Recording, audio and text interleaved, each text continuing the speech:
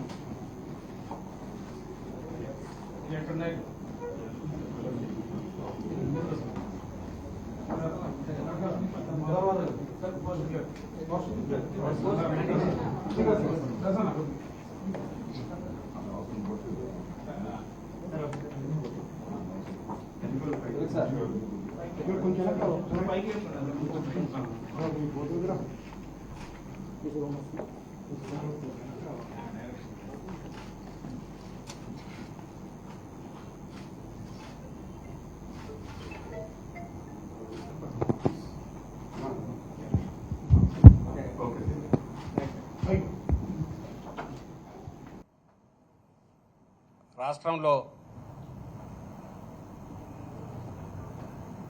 చంద్రబాబు నాయుడు గారి ఆధ్వర్యంలో ఆయన నేతృత్వంలో కూటమి పేరుతో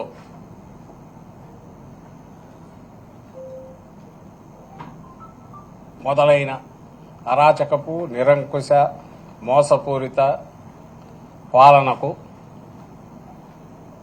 మోసపూరిత వాగ్దానాలతో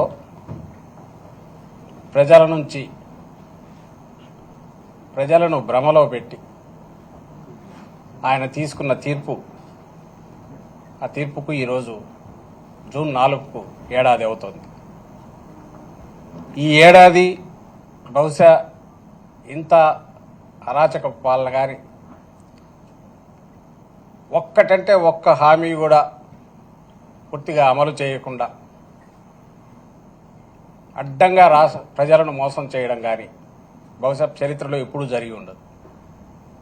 దాన్ని ప్రశ్నించకుండా గొంతు అనేది లేవకుండా భయోత్పాతం క్రియేట్ చేసిన స్టేట్ ప్రభుత్వమే భయోత్పాతం క్రియేట్ చేసిన చరిత్ర కూడా బహుశా ఎక్కడా ఉండదు. అది ఏడాదిలోనే ఒక్క ఏడాది కాదు, వచ్చిన రోజు నుంచే బహుశా దేశ చరిత్రలోనే కాదు ప్రపంచ చరిత్రలో కూడా అరుదుగా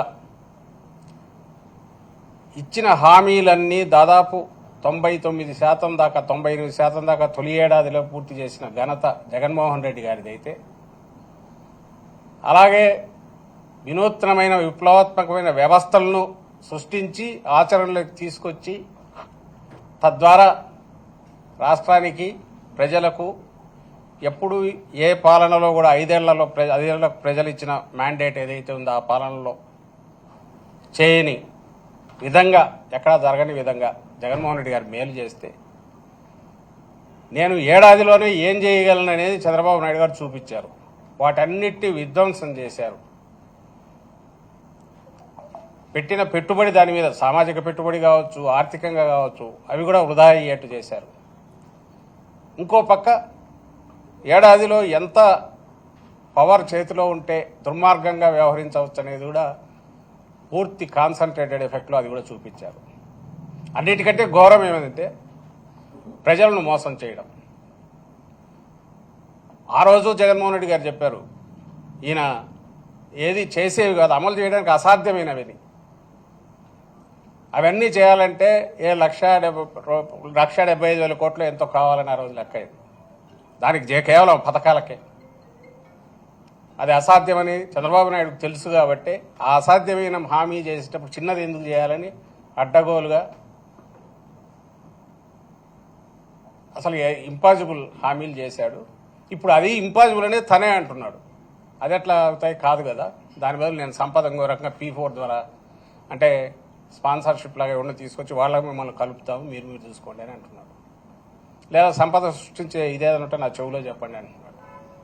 అంటే నా బాధ్యత లేదంటున్నాడు, తన బాధ్యత ఏది లేదంటున్నాడు. ఇంకా ఈ మధ్య కొత్తగా ఇవన్నీ ఎందుకు 29 కంటే అసలు పేదరికం జీరో చేస్తాం కదా, ఎక్కడ ఉండదు, ఇంకా అందువల్ల అవసరమే ఉంది అని అంటున్నాడు. సో ఇంత మోసం బహుశా ఎక్కడా ఉండదు.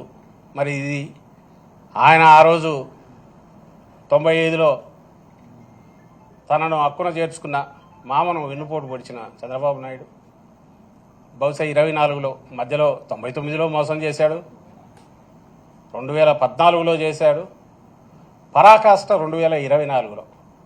అప్పుడు కనీసం ఏదన్నా ఇది అమలు చేస్తాను, చేసే ప్రయత్నం చేస్తాననైనా చూపించడానికి, మభ్యపెట్టడానికి ప్రయత్నం చేసేవాడు. కానీ ఈసారి అది కూడా లేదు. బరి తెగించి అవును కుదరదు, ఏం చేస్తారని అడుగుతున్నాడు. ఈ మధ్య ఎక్కడో మీరు మాత్రం ఏం చేస్తారని రైతులను ఉన్న ప్రశ్నించాడు. నీకు అప్పు ఇంత ఉంది, ఇదైతే నువ్వు ఎట్లా చేస్తావు, చేయలేవు కదా అని. మరి అప్పు చేయట్లేదా, ఎందుకు చేయట్లే? ఈ 1,37,000 కోట్లు ఎంతో తొలి సంవత్సరంలోనే చేశాడు. ఎక్కడికి పోయింది తెలియదు. ఒక్క డెవలప్మెంట్ కానీ సంక్షేమ కార్యక్రమాలు కానీ లేవు. సో ఇంత దారుణమైన ఇది ప్రశ్నించకుండా, ఈ అన్యాయాలను ప్రశ్నించకుండా ఉండే రకంగా హింసాకాండం సృష్టించి తప్పుడు కేసులు పెట్టి అరాచకం క్రియేట్ చేసి నా పాలన, దీనికి ఇప్పుడు ఆ రోజు మామకు పొడిచిన వాడు వెన్నుపోటు, ఈరోజు రాష్ట్ర ప్రజలు 5 కోట్ల మంది ప్రజలకు వెన్నుపోటు అన్నాం కానీ యాక్చువల్ అయితే స్ట్రైట్ పోటే ఎదురుగానే నిలబెట్టి పొడిచాడు. దీనికి పేటెంట్ హక్కు ఎవరిదంటే చంద్రబాబు గారిది కాబట్టి వెన్నుపోటు అంటే వెన్నుపోటు దినంగా జూన్ 4న జరపాలని పార్టీ నిర్ణయించింది. అధ్యక్షులు ఇప్పటికే ప్రకటించారు జగన్మోహన్ రెడ్డి గారు. ఇది నియోజకవర్గ స్థాయిలో ర్యాలీల రూపంలో ప్రదర్శనగా వెళ్ళి అక్కడ ఉన్న ప్రభుత్వ ప్రతినిధులు ఎవరైతే ఉన్నారో అధికారులుగా నియోజకవర్గ స్థాయిలో ఎంఆర్ఓ కానీ, ఆర్డీఓ కానీ, జిల్లా కలెక్టర్లు కానీ శాంతియుతంగా ర్యాలీ జరిపి మన నిరసన తెలియజేసి ఏ రకంగా మోసం చేశారో చెప్పి, ఇప్పటికైనా ఆ రోజు ఇచ్చిన హామీలు తొలి ఏడాదిలో ఇప్పటికే ఎంత ఎగరగొట్టారో చెప్పి ఈ మొత్తం పెండింగ్ బకాయిలతో సహా ప్రజలకు చెల్లించమని చెప్పి డిమాండ్ చేస్తూ వినతి పత్రాలు సమర్పించాలని నిర్ణయించాము. అందుకు తగిన రకంగా సన్నాహాలు జరుగుతున్నాయి. అందులో భాగంగానే ఈరోజు ఇక్కడ పోస్టర్ రిలీజ్ చేశాం. ఆ పోస్టర్ చూస్తేనే అర్థమవుతుంది ఆయన ఎంత బలంగా పొడిచాడు అనేది. ఇది నెక్స్ట్ రేపు జిల్లాల స్థాయిలోను, తర్వాత కాన్స్టిట్యున్సీ స్థాయిలో కూడా పోస్టర్ రిలీజ్ కార్యక్రమం జరుగుతుంది. దీంట్లో పార్టీ నాయకులు, కార్యకర్తలే కాకుండా మోసాలకు గురైన అన్ని వర్గాల ప్రజలు వీలైనంతగా వాళ్ళు కూడా పాల్గొని ఆ గొంతు ఎంత బలంగా ఎలుగెత్తి నినదించాలంటే చంద్రబాబు ఆ దెబ్బకు కొంచెం ఆయన దిగి వచ్చి తాను ఇచ్చిన హామీలు నిలపకపోతే తన ఉనికికే ప్రమాదం, రాజకీయంగా తన ఉనికికే ప్రమాదం అనేది గుర్తించి ఇప్పటికైనా ఆ హామీలు నెరవేర్చాలనే ప్రెషర్ బిల్డప్ అయ్యే రకంగా అన్ని వర్గాల ప్రజలు పాల్గొనాలని కోరుతూ దానికి సంబంధించిన పోస్టర్ కార్యక్రమం ఈరోజు విడుదల కార్యక్రమం చేశాను. Thank you.